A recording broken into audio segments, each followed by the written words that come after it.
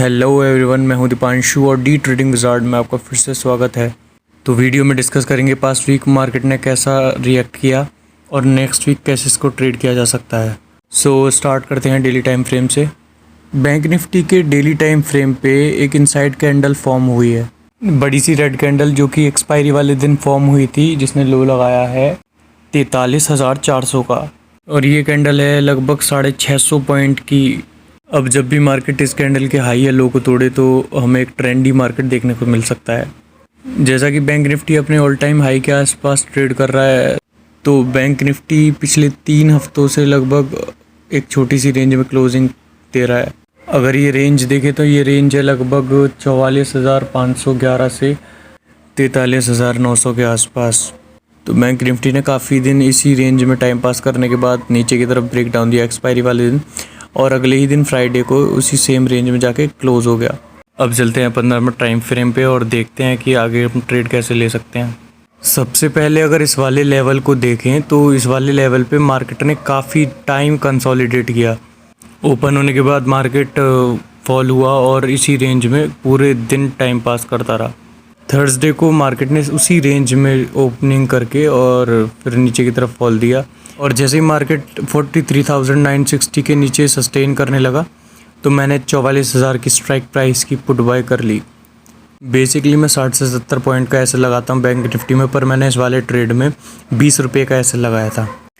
इसके पीछे मेरा थॉट प्रोसेस ये था कि मैं थीटा डिके की वजह से ज़्यादा पैसा नहीं गंवाना चाहता था और मुझे उम्मीद थी कि आज एक मूव मिल सकता है। हालांकि मार्केट 43,960 के लेवल को रीटेस्ट करने आया और प्रीमियम डिके के चलते मेरा ऐसा लेट हो गया पहले वाले ट्रेड में। फिर मैंने ऑब्जर्व किया कि मार्केट एग्जैक्टली 43,960 के लेवल पे रेजिस्टेंस फेस कर रहा है, तो मैंने लगभग 43,900 के आसपास पुट बाय कर ली और अब की बार 60 से 70 पॉइंट का ऐसे लगाया।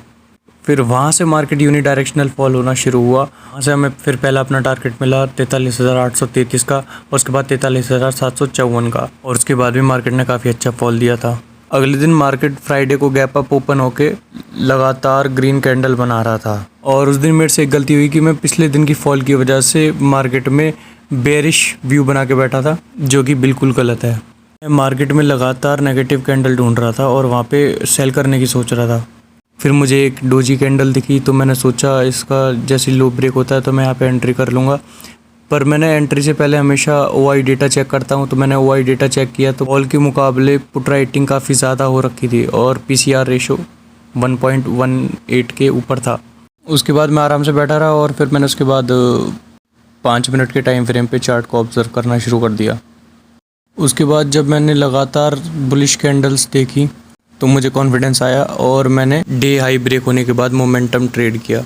अब देख लेते हैं कि नेक्स्ट वीक में हम बैंक निफ्टी में कैसे ट्रेड कर सकते हैं। तो ऊपर की तरफ ये 44,080 का लेवल एक रेजिस्टेंस की तरह काम करेगा, जहां से मार्केट ने दोबारा फॉल दिया था एक छोटा सा, और नीचे की तरफ इम्पॉर्टेंट लेवल होगा जहां पे मार्केट ने ब्रेकआउट दिया था, जो कि है 43,860 से 43,820। बैंक निफ्टी में मंडे को बहुत ज़्यादा मूव एक्सपेक्टेड नहीं है क्योंकि मार्केट फ्री उसी रेंज में आके फंस गया है।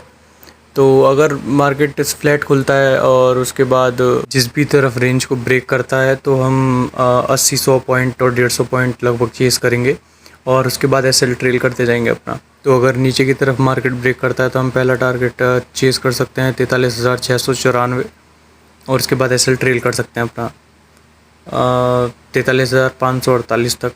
फ्लैट ओपनिंग के बाद जब बैंक निफ्टी 44,080 के लेवल के ऊपर ट्रेड करना शुरू करेगा तो हमारा पहला टारगेट होगा 44,183, और उसके बाद हम चेस करेंगे 44,263, और उसके बाद हम अपना एसएल ट्रेल करते जाएंगे। और एसएल ट्रेल करते हुए हम जा सकते हैं 44,348 तक और फिर 44,502। अगर bank Nifty 150-200 point gap up open होता है तो मैं देखूंगा कि अगर मार्केट 44,183 या 44,250 के आसपास कहीं आके एक बेयरिश कैंडल फॉर्म करता है तो मैं पुट साइड का ट्रेड लूँगा, पर क्योंकि ये वापस उसी रेंज में आके फंस गया तो मैं टारगेट अपने छोटे छोटे रखूँगा। और अगर बैंक निफ्टी लगभग 200 पॉइंट गैप डाउन ओपन होता है लगभग 43,700 के आसपास, तो मैं देखूंगा प्राइस एक्शन अगर यहाँ पे मार्केट कुछ देर कंसोलिडेट करके और फिर अगर ऊपर की तरफ ब्रेक करता है जहाँ पे पिछली बार ब्रेकआउट किया था, तो वहाँ मैं एक कॉल साइड का ट्रेड लूँगा। वहीं अगर ये रेंज बना के नीचे की तरफ भी ब्रेक करता है तो फिर मैं चेज़ करूँगा 43,548 और 43,416। अब आ जाते हैं निफ्टी के चार्ट पे। और वीकली चार्ट पे अगर नोटिस करें, मैंने आपको बताया था यहाँ पे ये शूटिंग स्टार कैंडल बनी है, पर ये एक्टिवेट तभी होगी जब इसके नीचे अगली कैंडल क्लोज हो जाएगी। पर इस वीक की कैंडल अगर देखें तो काफ़ी बुलिश रही है और अपने ऑल टाइम हाई से लगभग 60 पॉइंट नीचे क्लोज हुई है सिर्फ।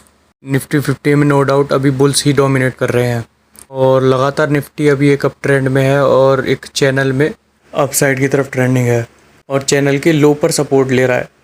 अब अगर 15 मिनट के टाइम फ्रेम पे निफ्टी 50 का चार्ट देखें तो जहाँ पर निफ्टी 50 ने ब्रेकआउट दिया था वही हमारे लिए एक स्ट्रॉन्ग सपोर्ट का काम करेगा और ऊपर की तरफ 18,853 का लेवल जो कि हमारे लिए एक रेजिस्टेंस होगा अगर मार्केट फ्लैट ओपन होता है। तो अगर निफ्टी 50 लगभग 18,888 और 18,850 के बीच में कहीं ओपन होता है और थोड़ी देर कंसोलिडेट करके ऊपर की तरफ ब्रेक करता है तो हम चेज़ कर सकते हैं टारगेट अपने 18,921, उसके बाद 18,963 और फिर अपना एसएल ट्रेल करने के साथ साथ 19,000 तक ट्रेड को होल्ड कर सकते हैं। और अगर निफ्टी 50 सेम रेंज में कंसोलिडेट करके नीचे की तरफ ब्रेक करता है तो मैं अपना पहला टारगेट चेज़ करूँगा 18,808, उसके बाद 18,785 और फिर मैं अपना एसएल ट्रेल करता जाऊँगा 18,751 तक।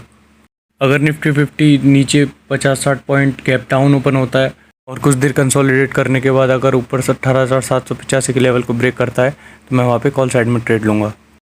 अगर आपको मार्केट एनालिसिस पसंद आया हो तो वीडियो को लाइक करें, सब्सक्राइब करें और शेयर करें। Thank you for watching.